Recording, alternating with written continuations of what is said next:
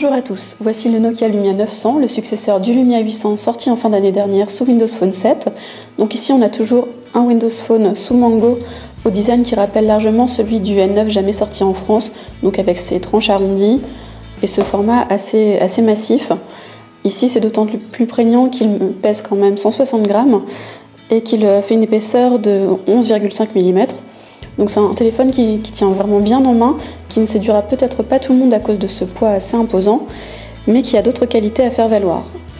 On commence par un écran assez classique pour Windows Phone, puisqu'il va comporter une résolution de 480 par 800 pixels, donc la résolution imposée par Microsoft pour les Windows Phone 7.5, et qui va donc disparaître avec les Windows Phone 8 à la rentrée. Sur une diagonale de 4,3 pouces, ici en AMOLED Clear Black. Au résultat, ça donne des reflets assez bien gérés par l'écran, puisqu'il est assez lisible en plein soleil, et donc des noirs bien profonds. À l'intérieur, on va avoir un processeur de 1,4 GHz, simple cœur donc, puisque c'est encore la limitation imposée sur les anciens Windows Phone, qui tourne très bien avec 512 Mb de RAM. L'interface y est pour beaucoup, elle permet une navigation très fluide, très agréable. Donc on peut repérer ici. Si on passe du côté du navigateur, on remarquera au passage un écran large et très agréable à utiliser. On va avoir un navigateur rapide. C'est plutôt un bon point du côté de Nokia. Par contre, la définition va faire un petit peu défaut une fois l'affichage complet sur l'écran, puisque impossible de lire le texte sans zoomer sur l'écran. Donc là, on va lui laisser un tout petit peu de temps pour charger, mais si on zoome, voilà, on va obtenir des résultats nettement meilleurs. La gestion se fait toujours ici avec ces trois petits points du menu qui permettent d'obtenir donc les différentes options, dont la gestion des favoris est assez importante ici. Le multitâche est lui accessible toujours avec un appui long sur les flèches de retour qui est situé à gauche.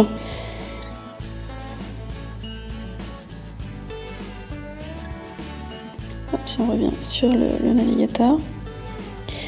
Parmi les points forts de ce Nokia, on va retrouver évidemment les applications du constructeur finlandais avec, pour commencer, les applications de cartographie, donc avec Nokia Carte. Donc on va avoir ici une cartographie Navteq qui fonctionne très bien, précise, avec diverses options d'affichage qui sont très pratiques. Donc si on va juste ici, on va pouvoir choisir soit un affichage satellite, soit les transports publics, appréciables sur les Windows Phone, puisque sur ce type de téléphone, on ne va pas avoir d'application RATP gratuite et officielle. Donc ça va être d'autres applications, ou alors il faudra payer un petit supplément pour télécharger l'application. Ici, on a la possibilité de visualiser les lignes de transport où qu'on soit, bon, ici dans Paris,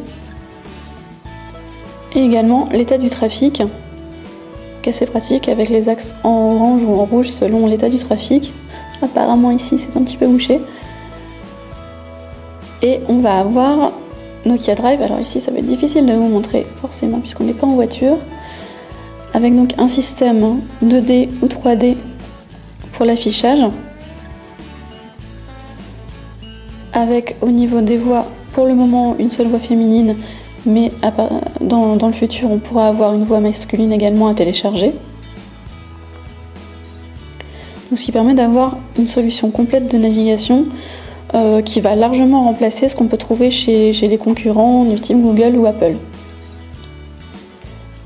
Du côté des autres applications Nokia, on va avoir musique qui est juste ici.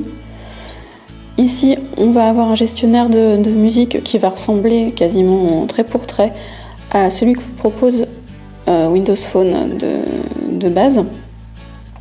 Donc avec le même type de présentation. Seule la typographie va changer. Et l'intérêt ici va être surtout donc, de retrouver des web radios ici. Donc plutôt à utiliser en Wi-Fi si on veut économiser son forfait data ou en 3G si on préfère. Et cet onglet qui permet de visualiser les concerts à proximité de l'endroit où on se trouve. Donc il faut accepter la géolocalisation, classée par date. Ça c'est plutôt pratique pour les gens qui ont envie de sortir sans avoir à faire une recherche sur internet. Si on repart dans l'application musique, elle va être juste ici. Celle-ci, c'est celle qui est officielle de Microsoft. Donc elle va renvoyer vers le marketplace pour télécharger d'autres musiques, vers une radio FM classique à utiliser avec le kit oreillette. Elle sert aux musiques, donc là c'est de la même façon, ainsi qu'aux vidéos. On ne va pas avoir de problème d'affichage ici, comme on peut le remarquer. On peut naviguer dans les vidéos comme on veut. Ça se passe plutôt bien avec ce téléphone qui, à vrai dire, ne nous a pas fait défaut, quelles que soient les applications qu'on a essayé de lancer avec. Il s'est montré largement efficace. Il a bien répondu à nos attentes. On va avoir pour finir Nokia Transport qui est juste ici. Cette application-là n'est pas tout à fait aboutie encore, puisqu'en fait on peut l'utiliser pour déterminer des itinéraires.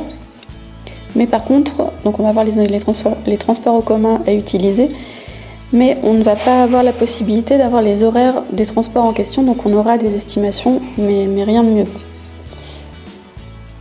Pour finir, un tour du côté de l'appareil photo qui va être à déclencher juste ici, puisqu'on a comme sur tous les Windows Phone un déclencheur qui permet d'ouvrir aussi l'application quand l'écran est en veille. Donc ici on va avoir un capteur de 8 mégapixels avec optique Carl Zeiss et donc un flashlight qui est juste à côté et qui va permettre également d'enregistrer des vidéos en 720p. Ah, là j'ai déclenché sans faire exprès, donc on va pouvoir utiliser soit le déclencheur physique, soit l'écran tactile pour prendre des photos. Donc voilà pour la mise au point.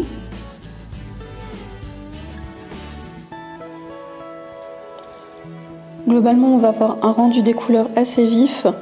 Des modes automatiques pas forcément à privilégier, plutôt effectuer la balance des blancs soi-même, et un autofocus qui va peut-être un petit peu avoir plus de difficultés lorsqu'il s'agit de photos en macro.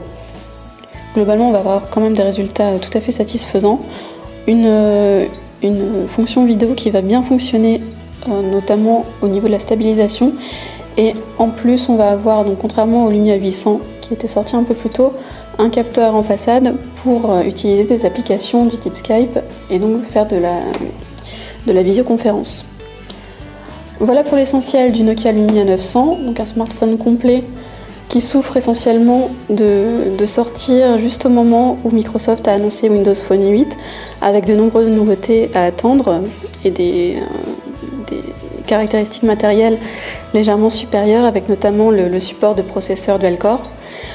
Ici, le Nokia Lumia 900 pourra lui bénéficier de la mise à jour vers Windows Phone 7.8, avec notamment une interface d'accueil un petit peu modifiée, puisqu'il pourra avoir des vignettes redimensionnables sur l'écran, donc soit plus petites, soit plus grandes, avec quelques améliorations également au niveau de l'application photo, dont un mode panorama qui va arriver bientôt.